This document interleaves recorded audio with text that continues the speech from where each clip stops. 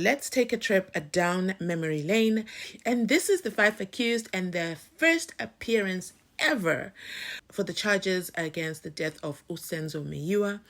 I want you to count just how many police officers are here, how much security is around the 5 accused. Like, they are completely surrounded. But Bongani Ntanzi had his cell phone on him. So as we go through this video, I'm going to show you how the 5 accused did not have any legal appearance on this first occurrence. But Sibanda claims, that MJIYAKO was calling Bongani Ntanzi. Now, you see, it's very confusing. One, I got a lot of comments saying, who is MJIYAKO? So I'm going to break that down to you. So make sure you stay till the end of this video so that you get all the information. So let's get started. Can you confirm that there are other communications between the number ending with 6890 and 7605? But for our purpose, only focus on what I'm going to direct you to. I didn't get the last part. I'm saying there are other communications on exhibit DD5E Roman figure 1. However, at this stage, I'm only directing you to certain communications. Okay. Let's proceed to page 44. 44.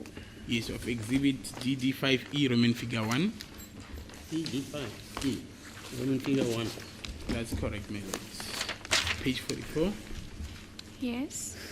The activities on the 27th of October 2020. What time? Let's start from 08:12:54. Okay. At 12:54 seconds, the number ending 6890 received a call from the number ending 7605. That lasted 33 seconds. The next transaction. The next transaction was at 8:22:21. The number ending 6890 was on voicemail. Received a call from 7605. Lasted 3 seconds. Then let's refer to 21:44:30. Also, just to give you a little bit of background, as per exhibit EE, which is evidence before this court, this is the day in which accused number 2 made a first appearance in Boksburg Magistrate Court. Now let's proceed to that time. 21:44. At 21:44:30 seconds, the number ending 6890 received an SMS from the number ending 7605. And the next transaction? At 21:44:32 seconds, 6890 received an SMS from the number ending 7605. And then lastly, on page 45 of exhibit DD5E Roman figure 1, on the 28th of October 2020, at 17:59:32. During this period, the number ending 6890 received a call from the number ending 7605, and that lasted 828 seconds. Okay, so you just heard Upinki from Vodacom, reading into the record the 4 interactions that MJIYAKO had with Bongani Ntanzi, Now, it was very clear, and this was very highly publicized. That's how I was able to find this video. I'm not sure if the state goes back and watches videos. I highly suggest they do before they bring evidence to the court, because people like me have kind of a sharp memory, and the people in the comment section will say, go there, go see this, da-da-da-da-da. We connect the dots. So Sibanda alleges. No, he doesn't allege. Sibanda has put on the record that MJIYAKO called Bongani Ntanzi 4 times. 4 times. 3 of those times was when he was at the Boksburg Magistrate Court, incarcerated, surrounded by so many officers of the law. And Mjiyako, okay, someone who is also supposed to help the court in the interest of justice. In this case, in the murder of SENZO MEYIWA, Mjiyako was calling an arrested accused number 2, Bongani Ntanzi, on his cell phone. Bongani Ntanzi sent him an SMS or a please call me, and Mjiyako was responding. It was on national TV that this guy is incarcerated. 2, the judge says it himself.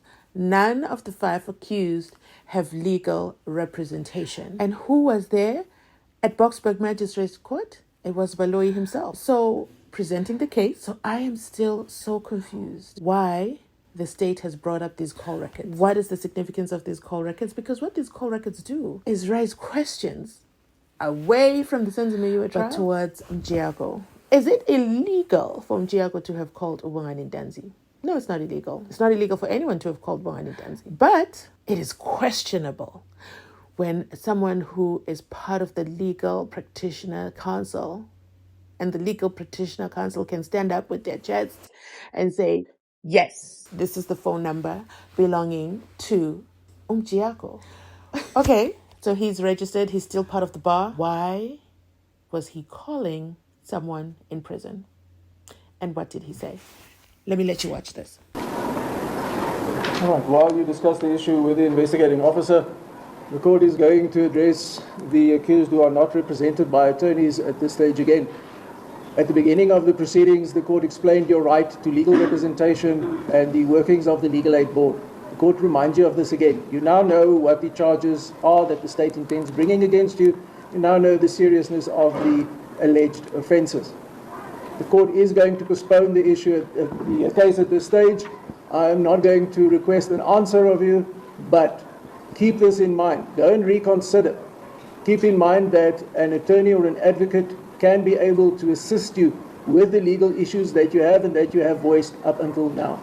Okay, so there you have it. The magistrate himself said you have no legal representation.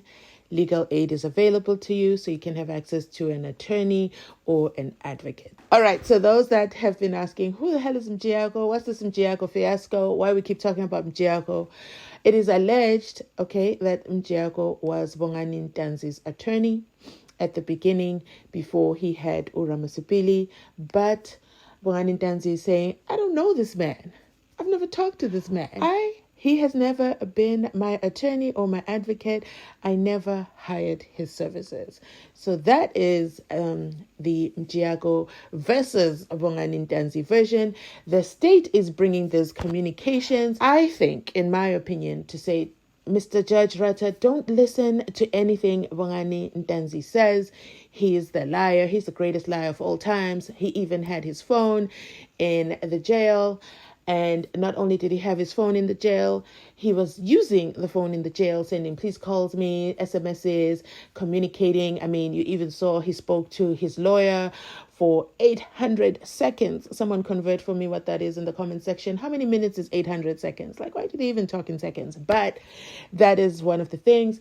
Mjiyako also acknowledges that he knows Bongani Ntanzi. We saw that letter being produced by the LPC and basically saying, yeah, I know him. I also spoke to him. So the intent of the state is to say the evidence that Pinky is bringing forward is valid, is true, and proves that there is an existing relationship between Bongani Ntanzi and Mjiyako. But I already know. We're all in agreement. Does that communication prove who killed SENZO MEYIWA? Why is Pinky so fixated on... Well, Pinky's not really at fault because she's being led by Usbanda. So why is Banda is going down this rabbit hole and avoiding any mention of who killed SENZO MEYIWA? To this date, for me, it is absolutely crazy. It is absolutely crazy, but this is the avenues that the state is taking. So the state has to, in my opinion, the state cannot afford to lose this case. They know that things are not looking too clean right now. We have to do everything and anything to make sure that the judge doesn't throw this case out, that the judge believes us. Because if the 5 accused are found not guilty, the 5 accused can then sue the state for wrongful incarceration, and you already know that's millions upon millions of dollars. And who's going to foot that bill? Us, the taxpayers. Okay, so moving on to the second part of this video. These are the 5 accused in their second court appearance at the Boksburg Magistrate Court, okay?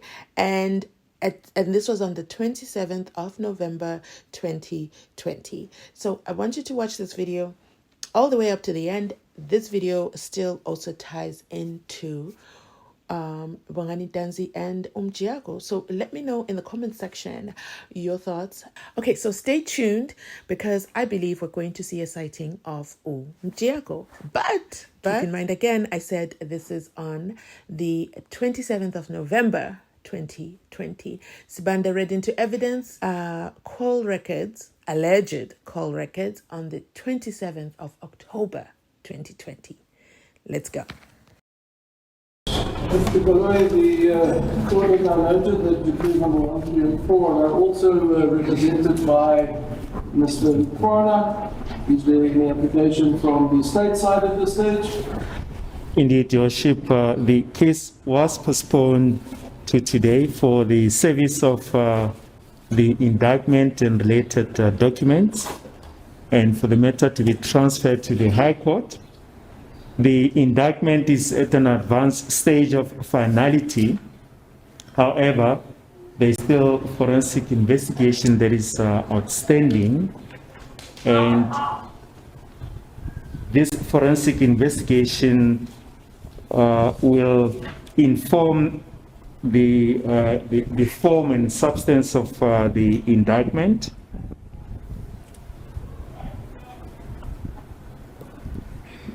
The state therefore requests that the matter be postponed. We submit that there will be no prejudice to the accused if the application is granted.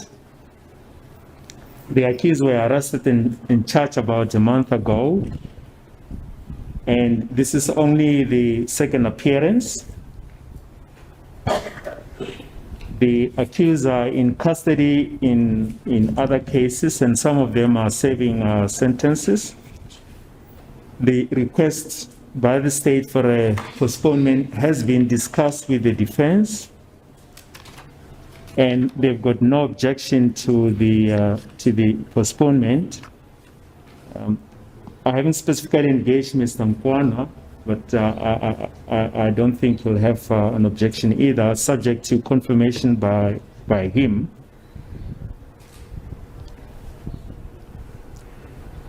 Your Worship, we submit that the state has made out a case that the postponement is necessary and expedient, as envisaged in Section 168 of the Criminal Procedure Act, and that the court should exercise its discretion in granting the application for adjournment. A date has been arranged. It's the 5th of March 2021. This is the date that suits Advocate Mshololo. The state proposed an earlier date, but unfortunately she's not available before then. And in any case, Your Worship, we are entering a period where most of the services will be scaled down, and not much is going to happen between December and January. The accused are in custody at the respective detention centers as indicated previously. Accused number 1 is at Moda B Correctional Center. The state will request that he be postponed there. Accused number 2 is at Villeria. Will request that he again be postponed to the Villeria police cells. We have a letter from the station commander of Villeria police station confirming that the accused can be postponed to Valeria Police Station. Accused number 3 is at Johannesburg Correctional Center. He can again be postponed to that facility. Accused number 4 is detained at Lukop Correctional Center. He can be postponed again to that facility. And accused number 5 is currently detained at Kalakabusha Correctional Center in Empangeni, KwaZulu-Natal. He can be postponed to that facility. Your Worship, as I indicated, the date has been arranged with the Defense Counsel and subject to approval by Mr. Nkwana, if it's available. The date will then be finally the 5th of March, if it suits Mr. Nkwana as well. I see he's nodding. Court will deal with Mr. Nkwana just now. As a court, please. Thank you, Mr. Malloy. Mr. Nkwana, on behalf of accused number 1, 3, and 4, any objection to the state's request? None, Your Worship. Mr. MJIYAKO, on behalf of accused number 2, any objection? No objections, Your Worship. And counsel Mfulelo.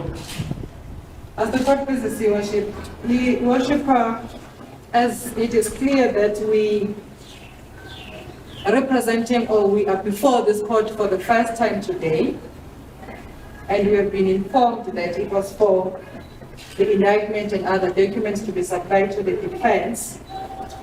It is true what my learned friend has addressed this court to say we've agreed that the matter be adjourned until the 5th day of March 2021. The defense, in respect of accused number 1, has agreed, but with reservations, that there is still an outstanding forensic investigation in this matter. And then also, secondly, what I want to put on record. Sorry, you are speaking on behalf of accused number 5. 5, which is, sorry. Yes. Sorry, accused number 5, which is. Yes, you said accused number 1. Oh, sorry, Your Worship. My apologies, Your Worship, for accused number 5. Yeah. And then also, surprisingly, Your Worship, the investigating team approached the accused number 5 at the Kalakabusha prison, requesting the fingerprints which were taken from accused number 1. And again on Accused number 1 or 5? accused number 5, my apologies. Accused number 5, Fiso Butle Njoli. Again, over the weekend, I received a call from the same investigating officer wanting to take the second set of the fingerprints. The defense strongly objects to that. However, the discussions there are discussions that are still going to happen between the state and the defense. But I want to put it on record that my client appeared before this court when there is an outstanding investigation, especially for the fingerprints that they want to take. Yes, and? That's what this is.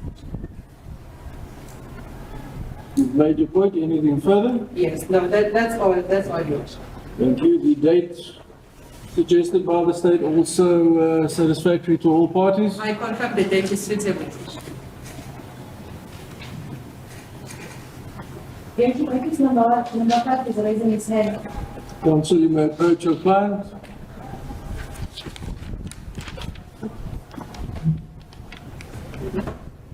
Just make sure you the correct person, accused number 2.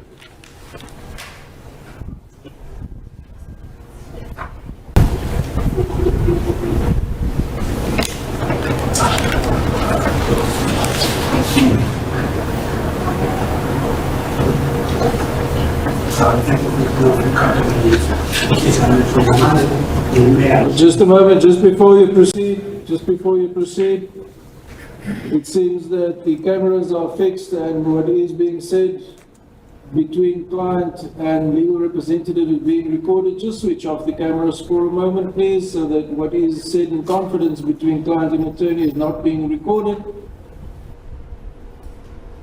Thank you. My client wishes to address the court, and I have advised him that he has to address the court through me. But he has been insisting that he wishes to address the court in matters that are not particularly related to this appearance. Yes, the court is not going to allow that at this stage. This is not a media conference, it is a court appearance. If you wish to address the media, do so in your own time, not during as part of court proceedings. Inkantolo-ke ithi-ke angeke ivumele lokho wena ufuna ukusho. Uma ngabe-ke wena ufuna ukukhuluma-ke ne-media, ukwenze lokho ngesikhathi sakho ngoba manje-ke silana-ke simayelana-ke naleli cala. I advise you to be quiet, sir. You have a legal representative, and I advise you to be quiet and act upon your attorney's instructions. Ithi inkantolo uthule angithi ngoba wena-ke unomleli. Uma ngabe-ke ikhona into ofuna ukuyikhuluma-ke uzoyikhuluma-ke utshele-ke ummeli wakho.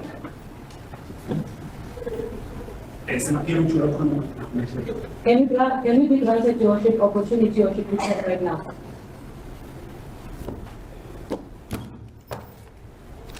Who are you, sir? Plate number? Banka. Right. You have already spoken to your attorney. You've taken advice from your attorney, and the court already addressed you in this regard. The other accused with his hand, what is your surname, sir? Manje uthi angithi le nto kumtshela ngimtshelile manje-ke inkantolo ukuthi-ke uma ngabe ufuna ukukhuluma okuthize kwamele ukhulume ngoba ummeli wakho angithi uyena uzokhulumela. And then bawona phakathi isandla sakho bani igama lesibopho. Bani?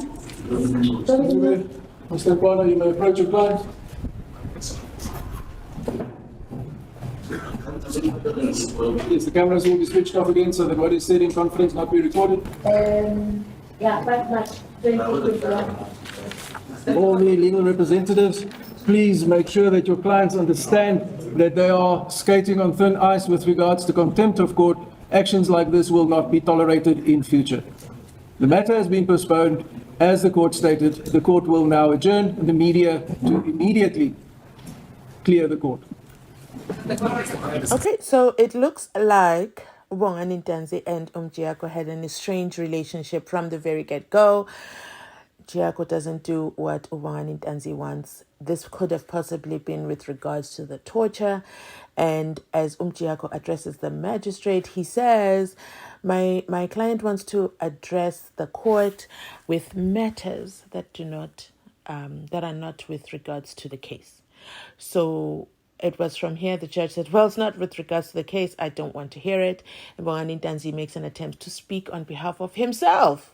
Like, this man ain't doing his job. Let me just talk myself. And he is immediately stopped.